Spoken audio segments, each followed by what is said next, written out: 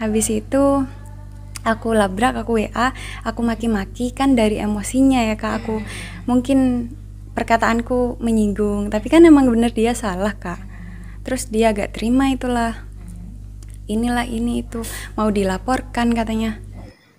Aku tuh diajak dideketin sama orang yang udah punya tunangan, punya pacar, punya istri.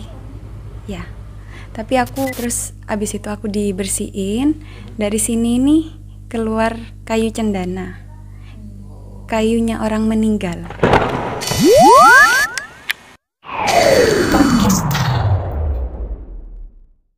Halo, assalamualaikum sobat RTV. Kali ini kita berada di segmen Podcastar. Sudah bersama kita narasumber yang akan berbagi kisah dan pengalaman hidupnya ya. Tentunya bisa memotivasi kalian semua tentunya. Oke, langsung kita sapa dengan Kak Riza panggilannya. Halo.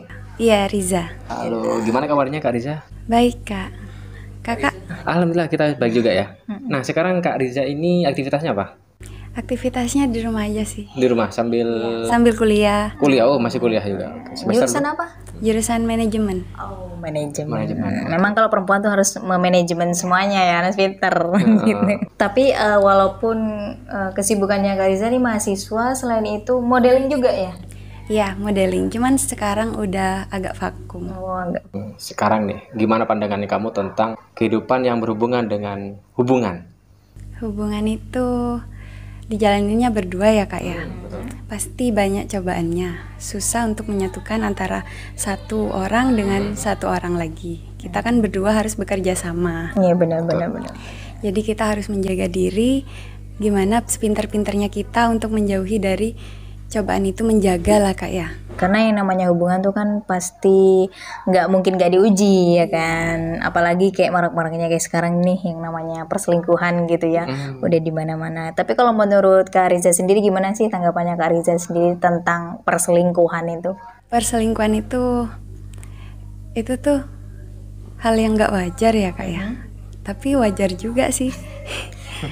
Kalau aku sebagai cewek itu memaklumi, cuman tergantung pendapat orang lainnya.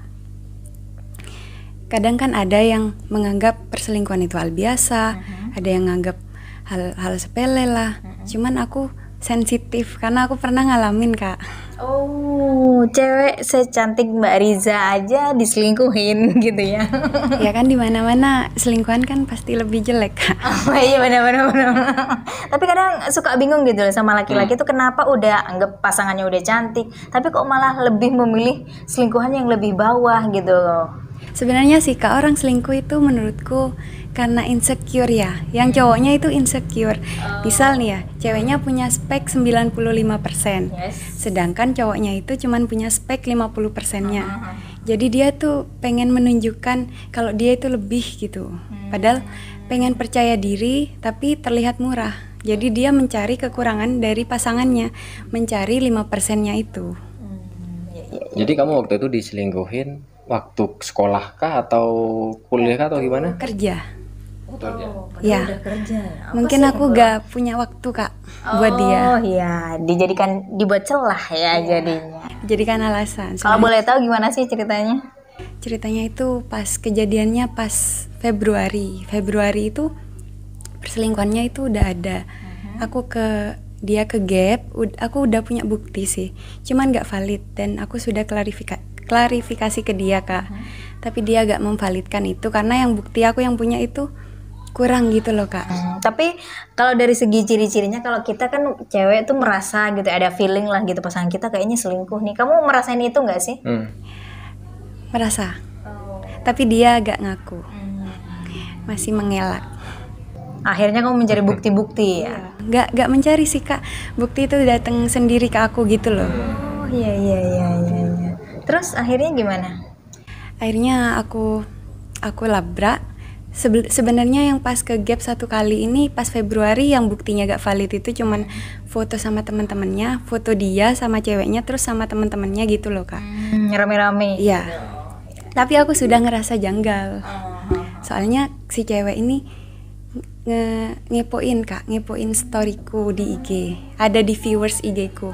Dia gak ngikutin tapi ngelihat story IG ada apa. Mantauin gitu. Iya, ya? mantau.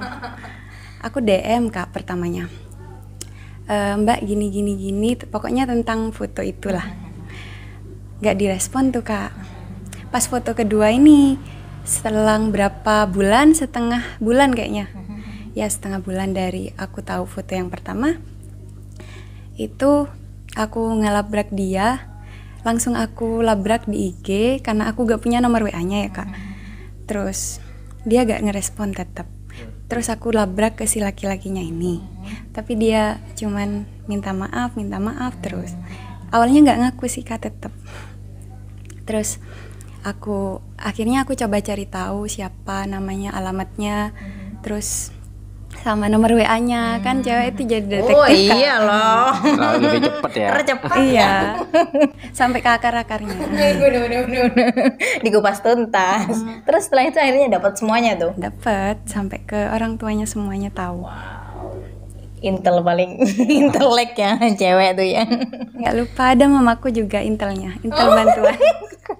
Dibantu ya. Terus habis itu?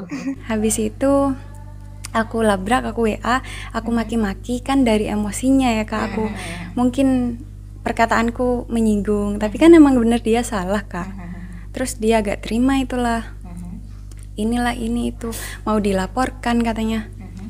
Terus aku ya udah, aku cuek aja. Pokoknya aku salah. Dia salah maksudnya. Maaf.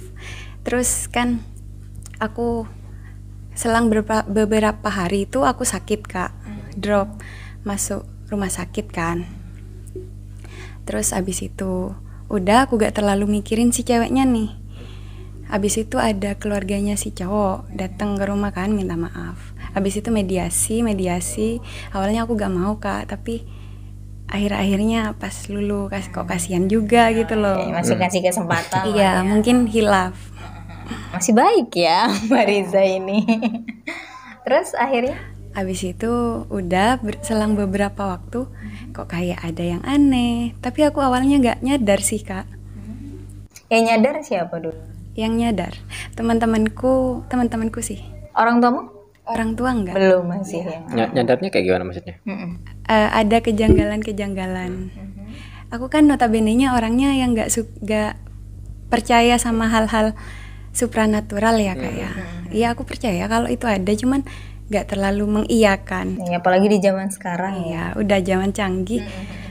Ternyata masih ada. Terus itu kan aku kebetulan di rumah kamar paling belakang. Kamar paling belakang, di situ aku kan suka begadang Kak. Apalagi habis diselingkuhin, overthinking cewek kan. Trust issue.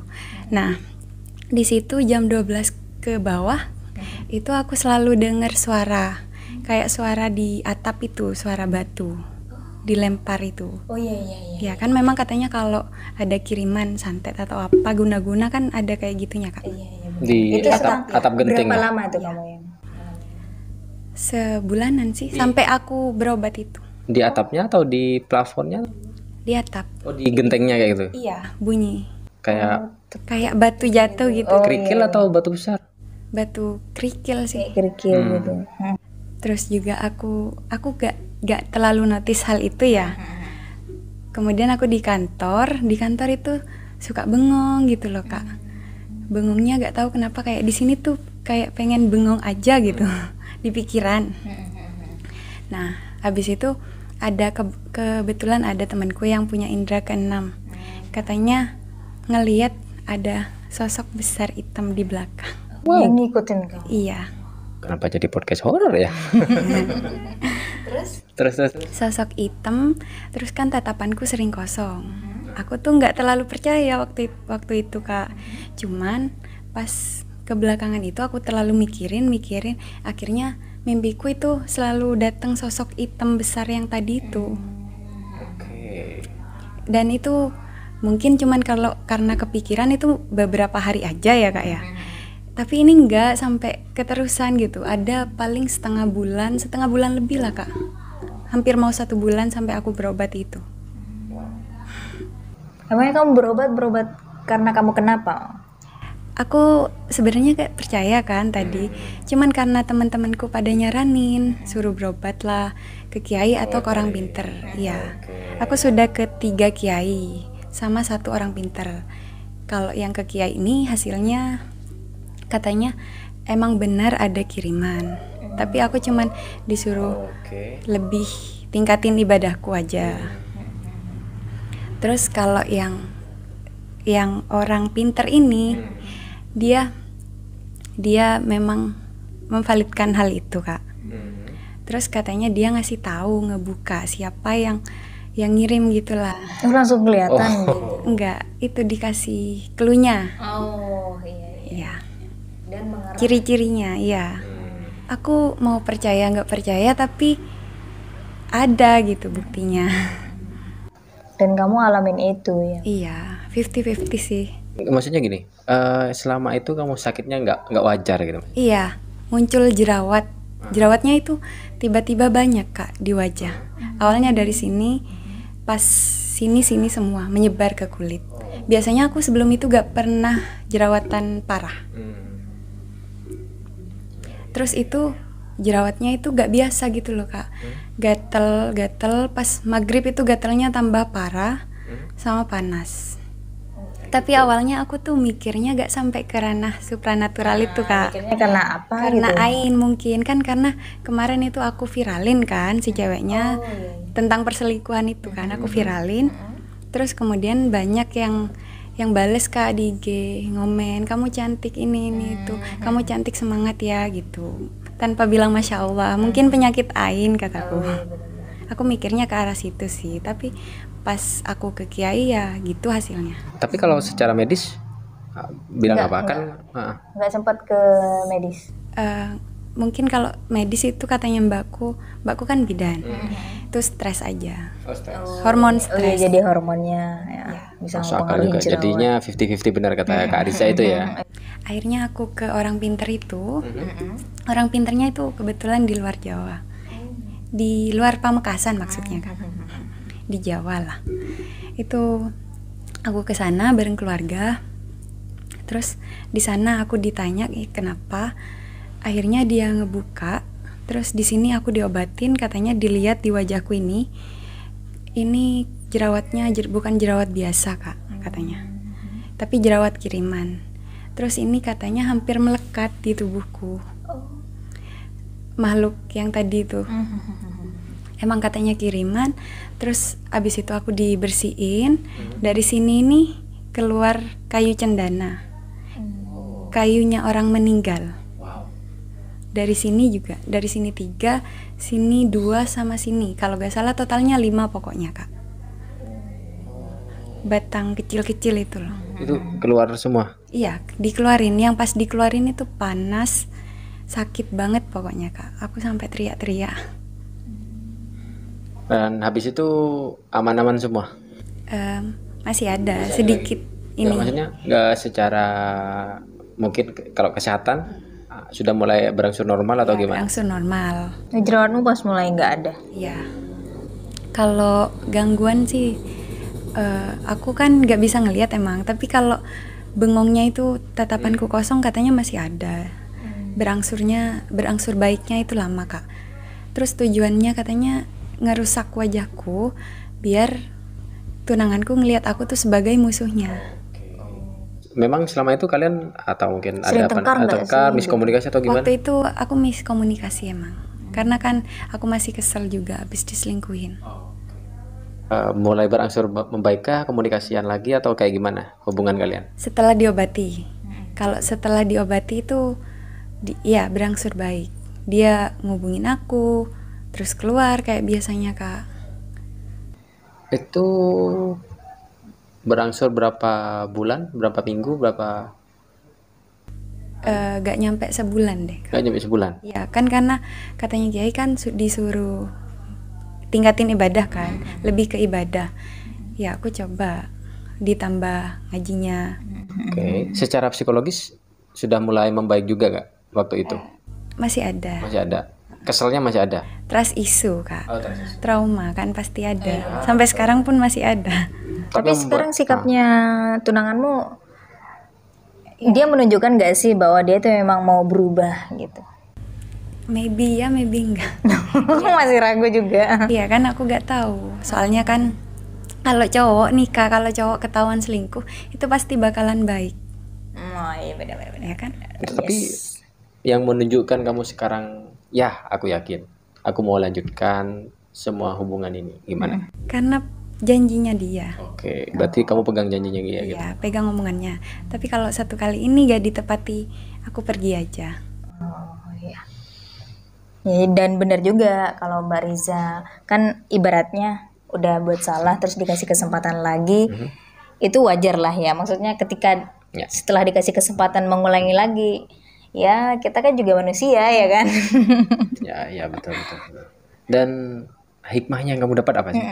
Hikmahnya. Sekarang zaman sekarang ini sudah zaman teknologi sudah canggih, terus ya mau nggak mau kita harus bisa saling percaya, terus saling komunikasi, saling macam-macam ya kan, harus antara pasangan juga harus lebih Saling saling terbuka kayak gitu.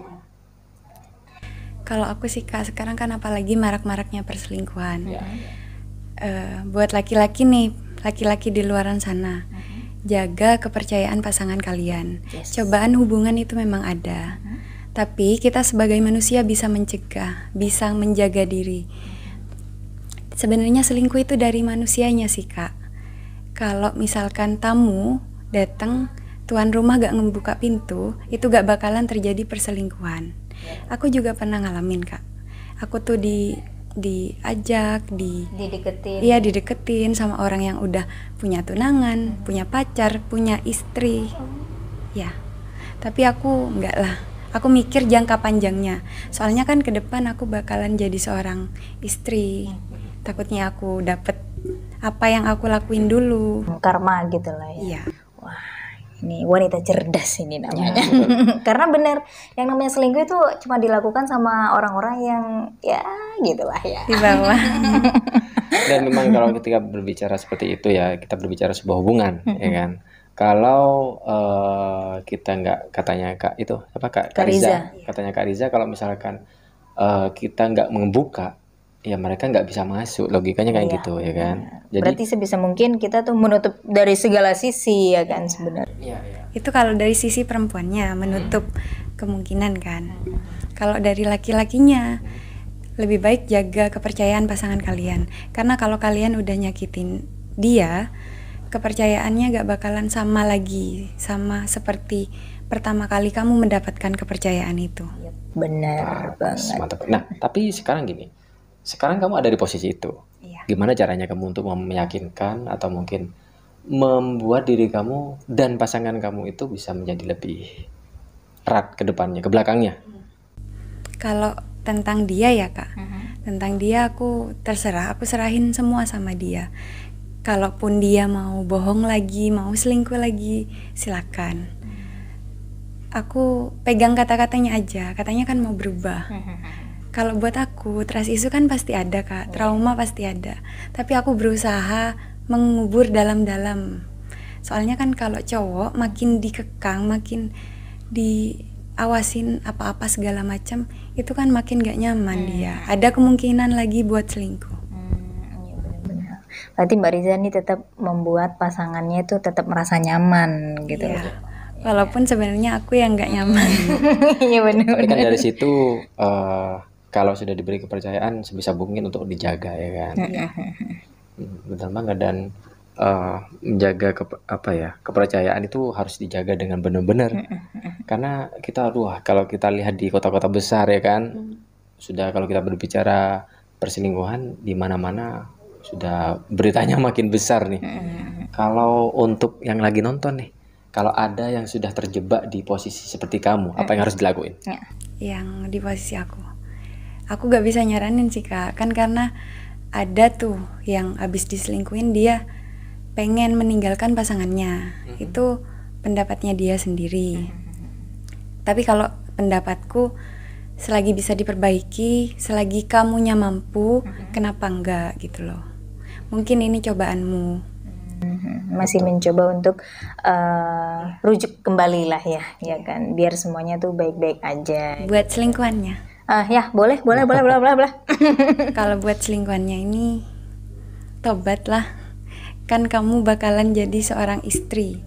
suatu hari nanti. Kalau nggak sekarang, keturunanmu juga kan bakalan punya hidup kan.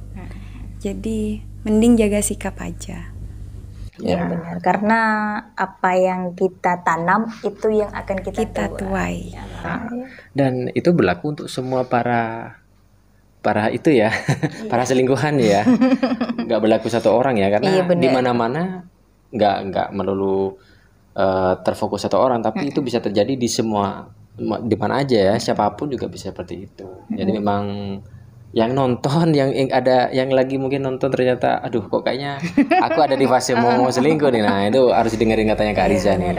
Karena yang namanya selingkuh itu bukan karena apa ya, bukan karena ada kemauan atau apa, terkadang karena kesempatan gitu lah ya kan. Ya itu benar katanya Mbak Riza, kita harus menutup dari segala sisi gitu sampai semua orang pun tuh nggak ada celah gitu buat masuk.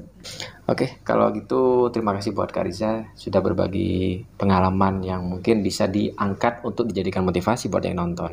Dan buat Sobat RTV mungkin kalau kita ada di posisinya Kak Riza, kita harus lebih terbuka juga ya. Harus lebih terbuka dan harus dikomunikasikan. Karena itu menyangkut masa depan kalian semua, kayak gitu. Semoga yang nonton bisa diambil hikmahnya, ambil positifnya dan buang negatifnya. Dan terima kasih buat Kak Riza udah mampir di sini dan berbagi pengalamannya. Terus menjadi orang yang baik gitu ya, walaupun di tengah orang-orang tuh mau ngapain kamu tetap aja jadi orang baik. Karena kalau kita jadi orang baik itu nggak akan pernah menyesal kok ya. Ya, satu kata dong soal selingkuh. Selingkuh itu gak ada obatnya. Makasih juga buat Kak Randy sama Kak Astri. Sama-sama. Sama penonton Kak Astri Randy TV. Yang baik-baik diambil, yang negatif jangan ya. Oke, terima kasih dan semoga bermanfaat dan see you in the next video. Bye bye. Assalamualaikum warahmatullahi wabarakatuh.